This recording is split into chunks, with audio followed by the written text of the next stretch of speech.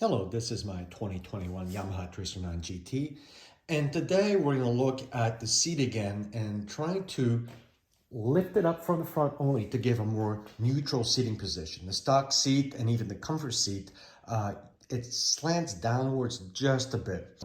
So the goal here is this kit that they 3D print, will go underneath this bracket here and raise everything the front by about 8 millimeters.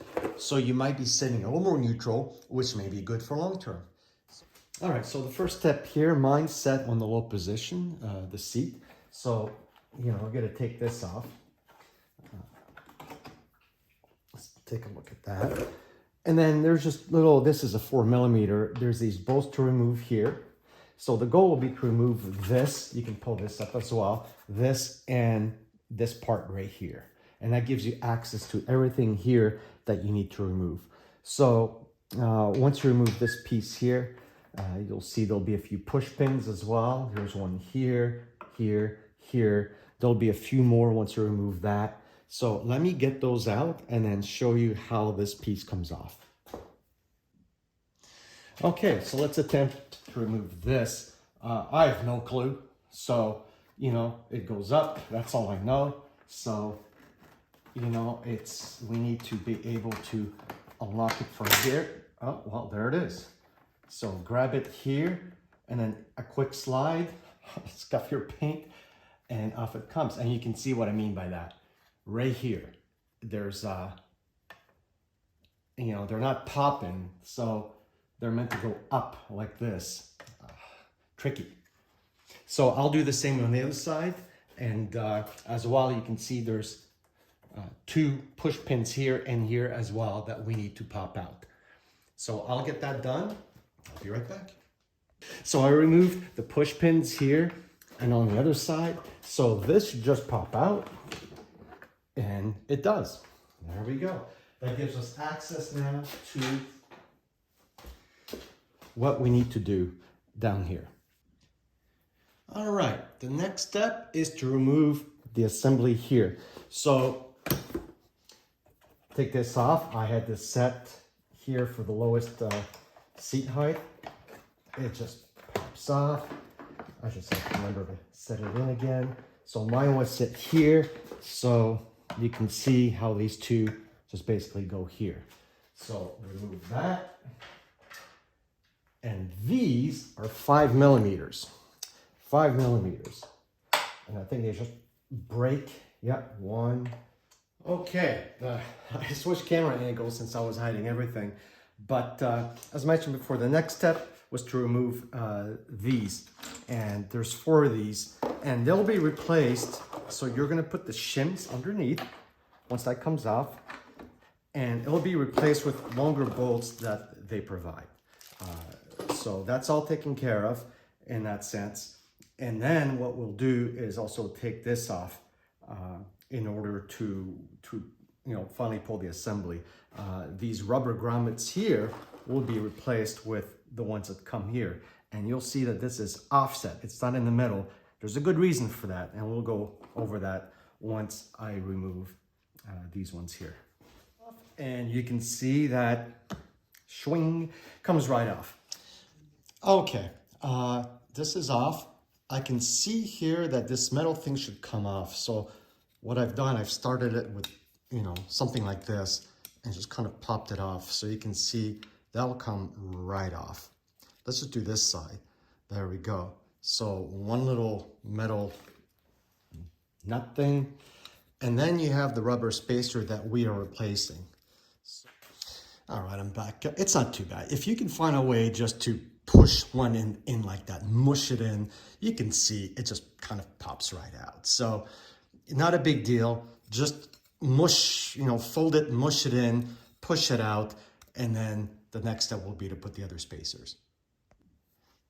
All right, so now comes the bushing from the kit. It says the wide part should face the tank. So basically we're gonna put it in, so the bigger part is this way. And then the hole should be at the bottom. Okay, so I put the bushings in. It's a bit of a pain. You may have to keep pressure on it and take a screwdriver to help push the sides in. But it's done, and I push these in. The shims are down. The next step is to put the bolts that come with the kit through here and finger tighten them. In the end, I believe we'll tighten these down to 12 Newton meters. But for now, put those in finger tight.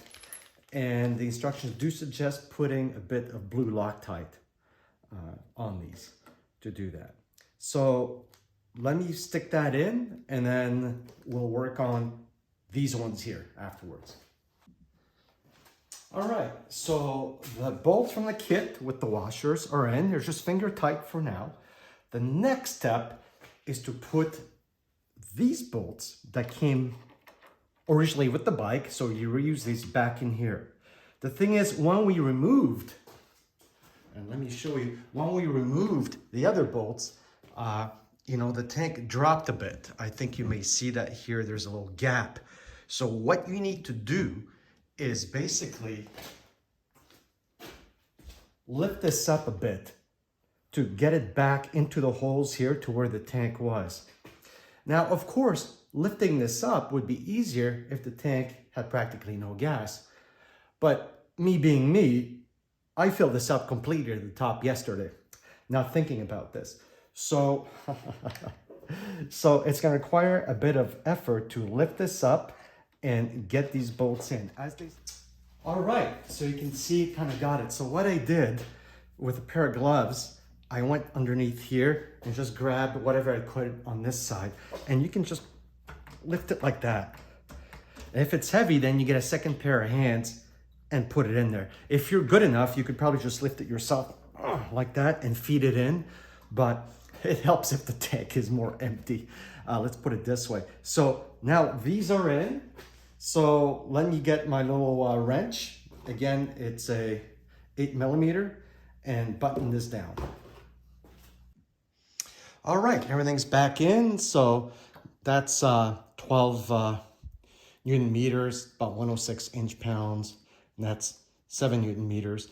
And everything looks to be solid. Nothing seems to be touching here.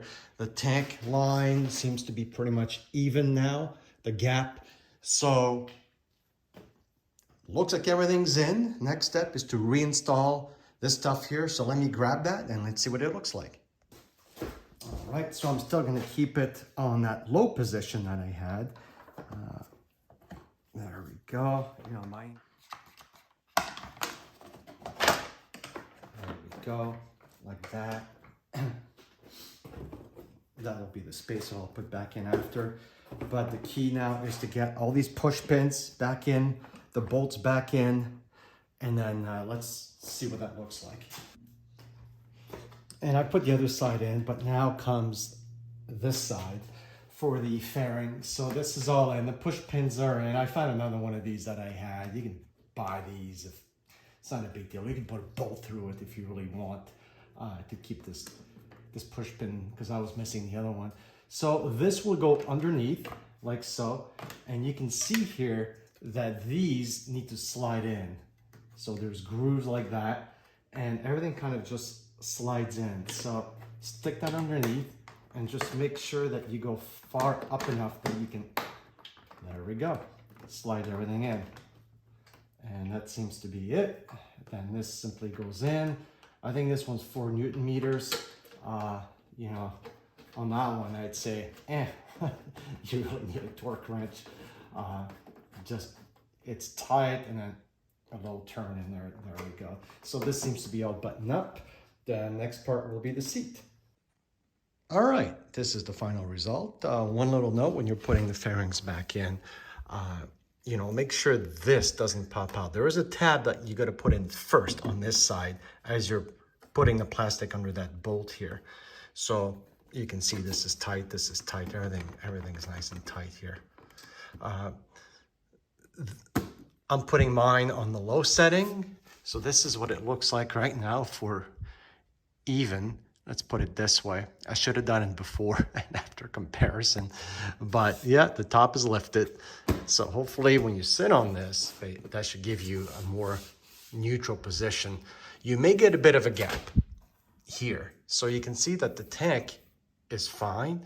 You may get a bit of a gap, or you may not. It depends on where, all the attachment points on your bike. You could zip tie.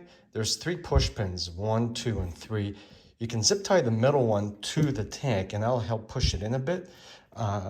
It should be more like this. In my case, what I may do is, the rubber foam or this little foam stuff you can get for doors, to seal from drafts. I can get a high quality something and just put it along here so it kind of hides it like that. You can see there's already a bit of foam in here, so just to thicken that up, and that should do it. But otherwise, that's it. All right, so if you have OCD about the gap that forms, if when you do this, if it does make a gap, here's what I got. I got some of this stuff here, and basically what I'll do is simply, it's self-adhesive, and of course, because it's weather seal, it'll be weatherproof, and I'll just put it along here like that and just see how that looks. So this is what I did here, basically, cutting this a little piece like that to size, and one piece going around. So when this flips back on, it should press in, and maybe you can put it whichever way you want, but it could press in like this, and that gets rid of that gap on the front. So, not too bad. Let me button that up and see what that looks like. And here's the finished product. So you can see everything installed. You just see a bit of that right here. I guess you could have pushed it in more if you don't want to see as much of it, but it does effectively get rid of the gap here and just goes back inside. If you want to cover that up, you could have put it out more, but you see where I'm getting at, right? So just a bit of rubber here like that effectively does a good job of hiding the gap. And let me get on the bike now and see what it does when the seat is raised like this. All right, so just getting on the bike and it being raised, I can feel it up a little bit. Let's get this up. So with me, not much of a difference at all. So my feet are still the ball of my feet. So I am not on my tip of toes by raising it. I'm still pretty much where I was. So it doesn't seem to affect the seat height too much. This is, you can kind of feel it up a little more like that. So we'll see long term what it does.